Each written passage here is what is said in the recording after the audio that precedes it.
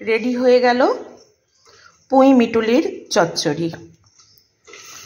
দেখো কি সুন্দর লাগছে দেখতে। তোমরাও সবাই বানিও, দেখো ভালো লাগবে। নমস্কার বন্ধুরা, সীমার রান্নার F48 চ্যানেলে তোমাদের সবাইকে জানাই শুভ সকাল। আশা করি তোমরা সবাই ভালো আছো। আমার আজকের রেসিপি পুঁই মিটুলি, অর্থাৎ এই যে পুঁই গাছের যে বীজগুলো হয়, মানে পেকে যাওয়ার আগে যখন কাঁচা থাকে তখন এগুলোকে সুন্দর চচ্চড়ি করে খাওয়া যায়। এটা চিংড়ি মাছ দিয়ে করা যায়, এটা মাছের তেল দিয়ে করা যায়, বিভিন্নভাবে এটাকে রান্না, নিরামিষও করা যায়। আমি আজকে ভেটকি মাছের একটা খুব সুন্দর তেল পেয়েছি, সেটা দিয়ে আজকে আমি এই রান্নাটা করব। এই রান্নাটা করবার জন্য আমার এখানে যা সবজি লাগবে সেটা আমি দেখিয়ে দিই। এর জন্য লাগবে, এটা তো লাগবেই, পুঁই গাছের বীজ, পুঁই মিটুলি এটাকে বলে। লাগবে মূলো, লাগবে আলু, কুমড়ো, কাঁচা লঙ্কা, শিম, বেগুন। এই উপাদানগুলো হলেই আমার মোটামুটি এই রান্নাটা হয়ে যাবে।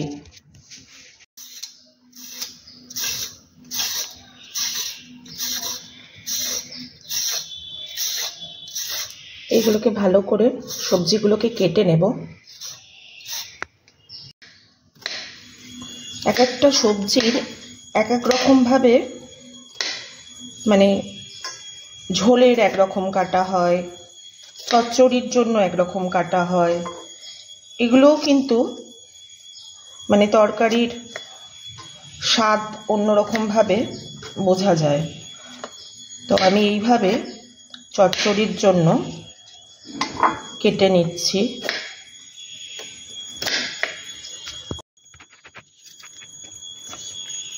শিমগুলো এইভাবে দু টুকরো করে নেব।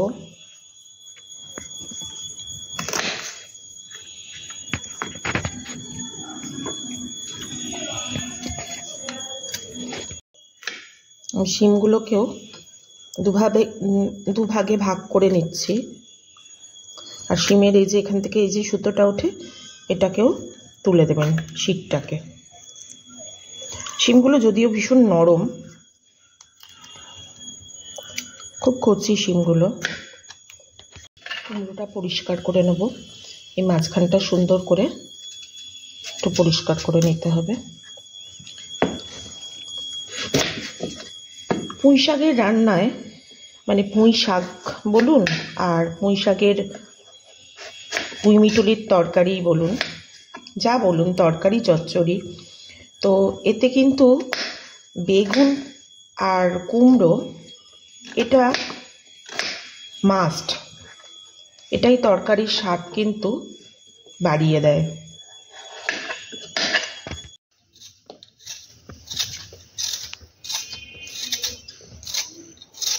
সবজিগুলো খুব সুন্দর করে আমি কেটে নিচ্ছি।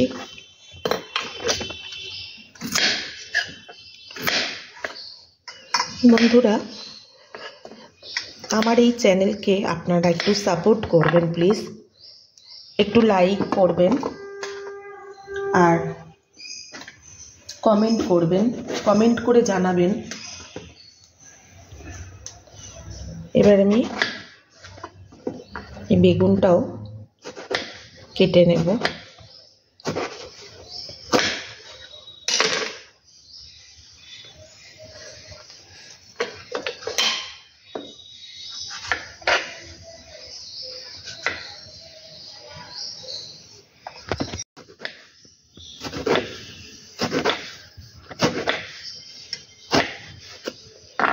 সবজিগুলো আমার মোটামুটি কাটা হয়ে গেল।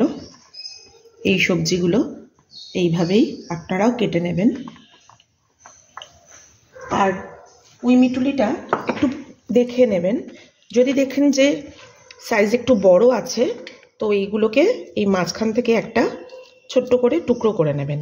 আর অনেক সময় কি হয়, এতে যদিও আমার এইটার মধ্যে খুব বেশি ওরকম নেই, তো যার জন্য যদি দেখেন যে যেগুলো একদম পেকে গেছে, মানে কালো মতো হয়ে গেছে, আমি একটা দুটো পেয়েছিলাম, দেখি যদি হাতের মধ্যে পাই আপনাদের এক্ষুনি দেখাচ্ছি। আর একটু দেখে নেবেন, পরিষ্কার পরিচ্ছন্ন করে নেবেন। যদি দেখেন যে পাকা মতো আছে, এরকম এই অনেক সময় না এরকমই এই লম্বা মতো হয়, তো সেগুলোকে একটুখানি একটা নির্দিষ্ট শেপ দিয়ে নেবেন। সবকটাই প্রায় একই রকম হলে না রান্নাটা ভালো হয় আর কি। সব কিছুরই একটা তো সৌন্দর্য আছে, তাই না? দেখুন এই একটা দুটোর মধ্যে এরম পেয়েছিলাম এই পাকা দানাটা। এই পাকা দানাটা এইভাবে হাত দিয়ে একটা একটা করে এগুলো ফেলে দেবেন, দিয়ে এরকম রাখবেন এই পাকা দানাগুলো। আর যদি আপনাদের বাড়িতে একটু জায়গা থেকে থাকে, এই পাকা দানাগুলো সেই জায়গায় ছড়িয়ে দিন। দেখুন সেইগুলোর থেকে নতুন গাছ বেরিয়ে গেছে, পুঁই গাছ। কি আছে বাড়িতে যেটুকুই হয় সেটাই কিন্তু অনেক আনন্দের, জানেন। এরকমভাবে করবেন, দেখবেন খুব ভালো লাগে। এই দানাগুলো দিয়ে আমি কিন্তু এইভাবে অনেক গাছ করি, জানেন। যখন পেঁপের বীজ পাই ভালো, সেই পেঁপের বীজ ছড়িয়ে দিই। কুমড়োর ভালো বীজ পেলে কুমড়ো গাছ ছড়িয়ে দিই, এইভাবে করি। লঙ্কার দানা আমি এরম ছড়িয়ে দিয়ে কিন্তু প্রচুর গাছ করি, এবং তার থেকে সবজিও প্রচুর পাই। তো এইভাবে এটাকে আপনারা করে নেবেন। মোটামুটি সবজিগুলো আমার কেটে রেডি করা হয়ে গেছে। এবার আমি আপনাদেরকে এতে কি কি মশলা দেব সেটা দেখাবো। এবার আসি আমাদের রান্নায় কি কি মশলার প্রয়োজন পড়বে। প্রথমে ফোড়নের জন্য আমরা দেব তেজপাতা এবং শুকনো লঙ্কা। এখানে আছে সর্ষে, এখানে আছে পাঁচফোড়ন, আছে হলুদ, এখানে আছে চিনি এবং এখানে আছে নুন। এই প্রথমে আমি কি করব, শিলেতে এই লঙ্কা এবং সর্ষে এই দুটোকে আগে একটু বেটে নেব। নিয়ে পাঁচফোড়ন এবং শুকনো লঙ্কা, তেজপাতা এই তিনটের ফোড়ন দেব। আমি আসছি পরবর্তী স্টেপ। এখানে আছে ভেটকি মাছের তেল। আজকে আমি যেটা দিয়ে রান্না করব তার জন্য এই ভেটকি মাছের তেলটায় আমি নুন আর হলুদ মাখিয়ে নেব। তার জন্য দিয়ে দিচ্ছি নুন,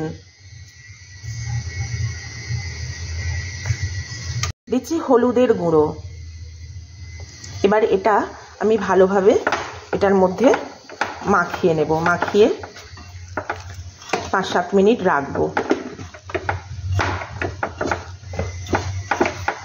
এখানে সব সবজিগুলো খুব সুন্দর করে পরিষ্কার করে সব জল দিয়ে ধুয়ে নিয়েছি।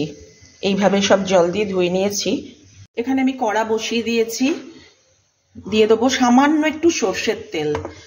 সামান্য তেল দিলাম এই কারণে, যেহেতু মাছের তেলটা দিয়ে তেল বেরোবে, তাই আমি এই রান্নায় আর কিন্তু কোনো তেল ব্যবহার করব না।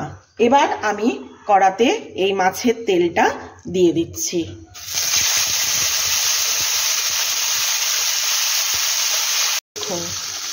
কত তেল বেরিয়ে গেছে, আরো তেল বেরোবে। আমি এতটা তেলে কিন্তু রান্না করব না, আমি বেশ কিছুটা তেল এর থেকে ফেলে দেব। এবার আমি আস্তে আস্তে এটা উল্টে দিলাম। একদিকটা ভাজা প্রায় হয়ে আসছে। দেখুন কত তেল বেরোচ্ছে, দেখুন।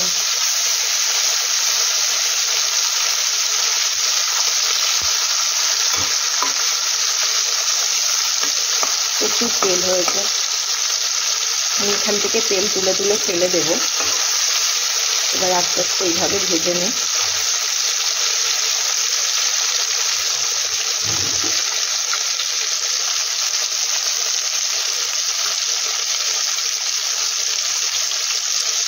আমি একটু সর্ষে, এখানে কাঁচা লঙ্কা 4টে, আর এখানে নুন নিয়েছি, সামান্য একটু নুন নিয়েছি, নিয়ে বেটে নেবো। বাটাটা একদম মিহি করে বাটবো।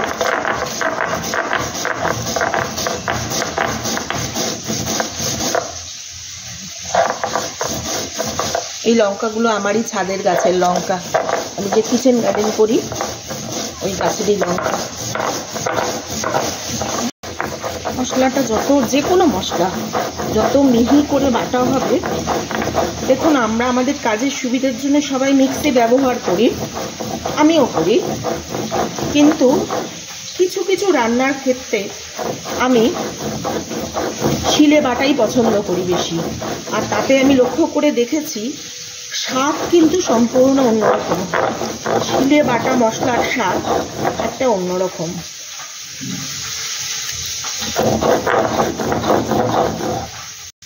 দেখুন মশলাটা একদম মিহি করে বাটা হয়েছে, একদম মিহি করে বাটা হয়ে গেছে।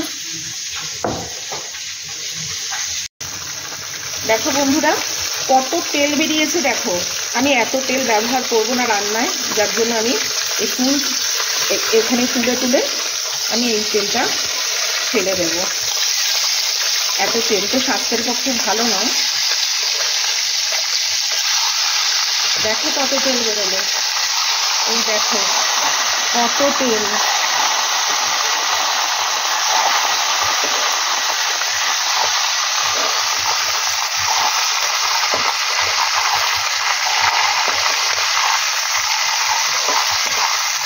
ভাজা হয়ে গেছে, আমি এবার তুলে নিলাম। এবার এই তেলের মধ্যেই আমি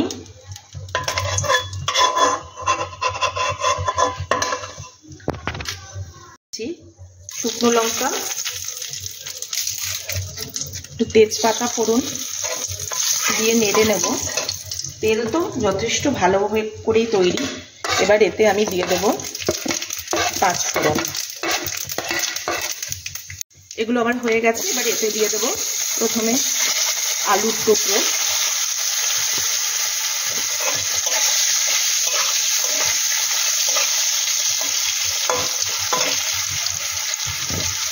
তারপর দেবো এই কুমড়ো, ভালো করে ভাজা ভাজা করবো, একটু নাড়াচাড়া করে নেব।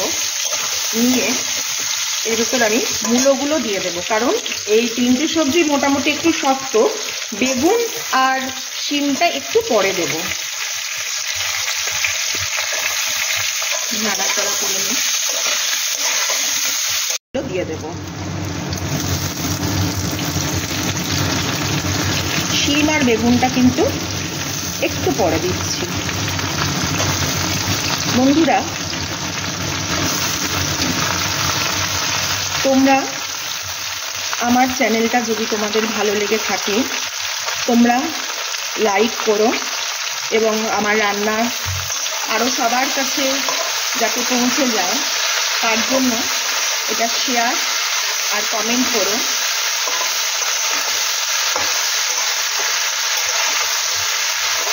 প্লিজ একটা করে লাইক দিও সবাই। নাড়াচাড়া হয়ে গেছে, ভাজা ভাজাও প্রায় হয়ে এসেছে। এবার আমি এটাতে শিম দুটুকরো করে রাখা এবং এই বেগুনের টুকরোগুলো দিয়ে দেব। দিয়ে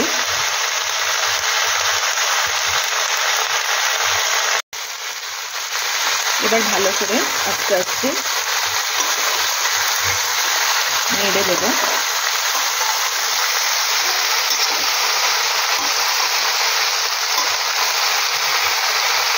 এবার এর মধ্যে আমি দিয়ে দেব নুন। নুনটা দিলাম এই জন্যেই যে সবজির থেকে জলটা বেরিয়ে আসবে। আর এতে দিয়ে দিলাম হলুদের গুঁড়ো। দেখো বন্ধুরা এটা এবার সুন্দর করে না নেড়ে চেড়ে নিতে হবে। হ্যাঁ, এবার ভালো করে নেড়ে চেড়ে নেব। এবার দেখো বেগুনগুলো প্রথমে যখন দিয়েছিলাম তখন কতটা ফুলে ফুলে ছিল। এবার আস্তে আস্তে এর থেকে, যেহেতু নুন পড়েছে তাই এর থেকে এবার আস্তে আস্তে জলও বেরিয়ে আসবে। আমি তার জন্য কি করব, এটা একটু চাপা দিয়ে দেব কিছুক্ষণের জন্য, তারপর গ্যাসটা সামান্য একটু কমিয়ে দেব। ভালো করে নাড়াচাড়া করে দিয়েছি, দিয়ে আবারও এটা একটু চাপা দিয়ে দিলাম। দেখো বন্ধুরা এটা কমপ্লিট একেবারে। এবার আমি গ্যাস বন্ধ করে দেব, নাবিয়ে নেব তরকারিটা। খুব সুন্দর একটা গ্রেভি গ্রেভি হয়েছে। তোমরাও বানিয়ে দেখো, ভীষণ ভালো হবে। তোমরা আমার পাশে থেকো। আজ তবে আসি বন্ধুরা।